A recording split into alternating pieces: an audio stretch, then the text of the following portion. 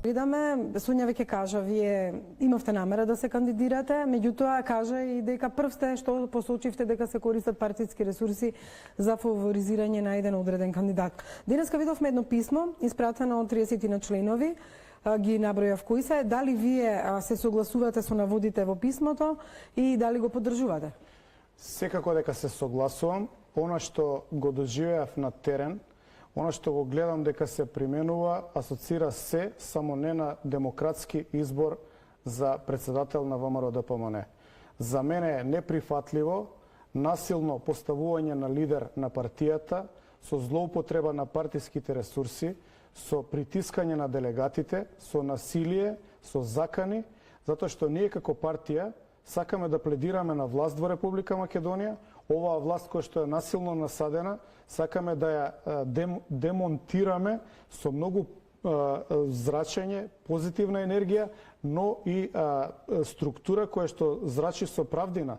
А ние ако знаеме сами да го примениме тоа внатре во партијата, како ќе ја убедиме целата македонска јавност дека можеме да ја водиме соодветно и како што треба Република Македонија. До сега е чудно што нема кандидатури, а Конгресот е во петок.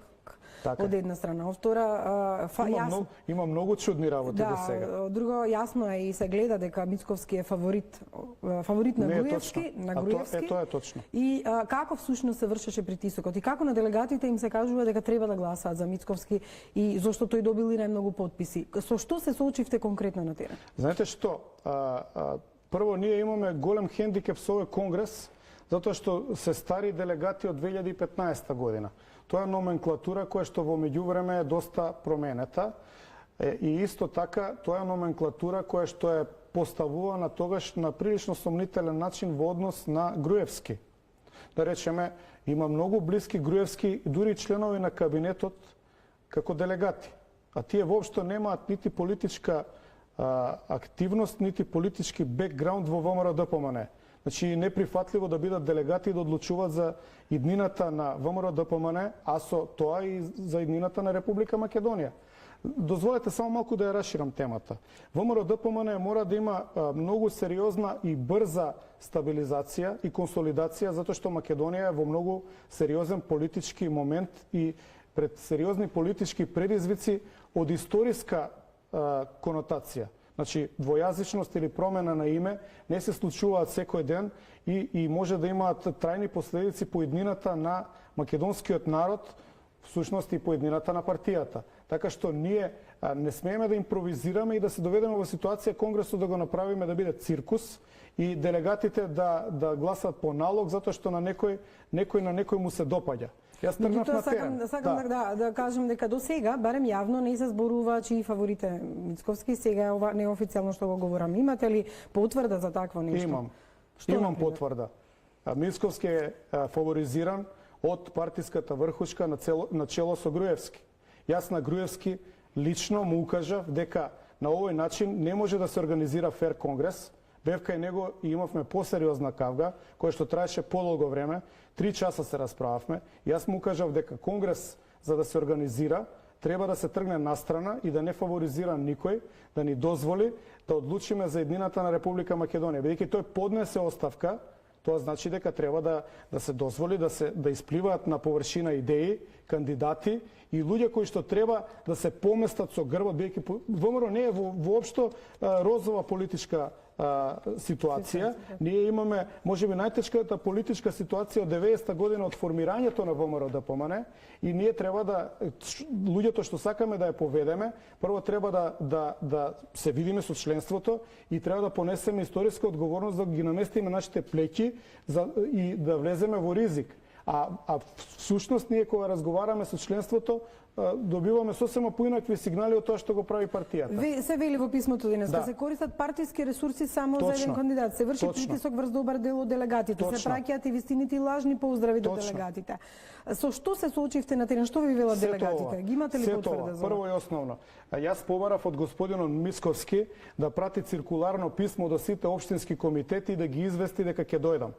Мицковски или Мицковски затоа што тој е генерален секретар. Значи побарав да ги извести сите комитети дека ќе дојдам, да бидат повикани општинските комитети, побарав да бидат повикани местните комитети и да бидат повикани делегатите. Знаете што, јас верувам во демократски пристап. Јас сакам членството на ВМРО ДПМН да биде широко запознаено со идеите на кандидатите и да биде широко инволвирано во одлучувањето кој ќе биде председател на ВМРО ДПМН. Но ние тоа го немаме. Мицковски одби да прати циркуларно писмо. Јас ги чувам сите комуникации, целата кореспонденција, и ако треба во име на демократијата ќе објавам. Тој ми рече дека во писмо, односно во допис по телефонот, ми рече дека тој бил во оставка. Меѓутоа не се однесува на терен како да е во оставка. Господин Спиро Ристовски, кој што треба да организира демократски конгрес, оди на терен и собира потписи за Мицковски, со тоа што како членови бивши на извршната власт, на владата, како членови на извршниот комитет, тие функционираат како едно тело и одат и шепкат да видиме, дајте брзо да завршиме работа, се знае дека тоа е фаворит на Груевски и на некој друг и дека мора така да се заврши. Делегатите кои што одбиваат, пријателски им се посочува дека не е добро таквото однесување и се врши притисок, така што делегатите се на бездер. И баш кај што немаме добра репрезентација меѓу делегатите, така што овој конгрес јуриша кон пропаст на партијата. Предлог е да се зголеми бројот на делегатите, да се почека до февруари. Точно. Меѓутоа да раководи... И колективно председателство. Дали се согласувате со колективно председателство? Знаете што, ја и минатиот пат кога бев кај вас посочив дека ВМРО и историски имало колективно председателство. Тројца членови со еднакви права на ЦК, кои што морале меѓу себе да се усогласат за било која одлука и биле еднакви. Тоа што биле еднакви доведувало до баланс во целата структура на ВМРО и ги принудувало на разговор, дискусија и усогласување на ставови. Така секоја одлука имала многу поголема тежина. Ние сега имаме тотално дезавуирано членство. Нашето членство не го видело Мицковски. Местните комитети ме прашуваат какви планови има тој човек за името. Што тој човек ќе прави за двојазичноста? Значи не презентирал ништо што се како да се презентираме за 5-6 дена? Дали неговата кандидатура е официјална во партијата? Ја не знам, нити ме интересира. Затоа што не има официјални кандидатури. Знаете што, господја Лупевска, нити знам дали е официјален, нити дали не е официјален, знам дека не е прифатено членството. Членството бара изворен член, докажан патриот за лидер на ВМРО ДПМН. Членството на ВМРО ДПМН стои 80% позади мене. Јас тоа одговорно го тврдам пред македонската јавност. Јас сум израснат во ВМРО ДПМН, јас сум дел од таа структура, одам со нив, мене ми требаат тие. Јас сум кандидат на членовите и не дозволувам членовите да бидат дезавуирани, членовите да бидат заборавени и да бидат користени само како бројка на протести или кога треба да се притискат институциите на власта. Нашиот председател на партија, јас сакам да бидам изберен со широка поддршка на членството и тоа не смее да биде дезавуирано. Подхитно мора да има реформи, тоа колективно членство. Да направи ли нов статут, нема време тоа да се нема направи. Да се може да се направи привремен статут. Значи привремен статут, привремен деловник за работа на конгрес, треба подитно да се тргне. Знаете како? Како може да се бира председател на ВМРО кој што нема пишан документ што ќе прави како председател? Значи да се презентираат програми, да се направи кампања. Јас сум сериозен човек, јас сум интелектуалец, јас сум борец, патриот за Македонија. Јас сакам да ги напишам и да ги објавам моите ставови и да ги дадам на увид. Членството можеби ќе се согласи, можеби нема да се согласи. Сакам да бидам достапен за критики. Сакам тие критики да ги инкорпорирам и затоа што изборот на председател за ВМРО ДПМН значи најверојатно избор за иден премиер. Тоа значи конфронтација со оваа полициска хунта и спротивставување на сосема поинаква демократска структура. И не е овој избор за местна заедница или нешто што треба онака да го поминеме. Меѓутоа во обтек беа други имиња, официализирање нема, меѓутоа што ако се кандидира Илија Димовски, Антонио Милошевски, Никола Тодоров, дали имале намера да се кандидираат? Имале, зошто да не? И дали со нив би влегле во фер плей? Дали се тоа луѓето со кои што би сакале да застанете? Знаете што, јас би влегол во фер плей со секој, само не со Мицковски. Сега ќе ви кажам зошто.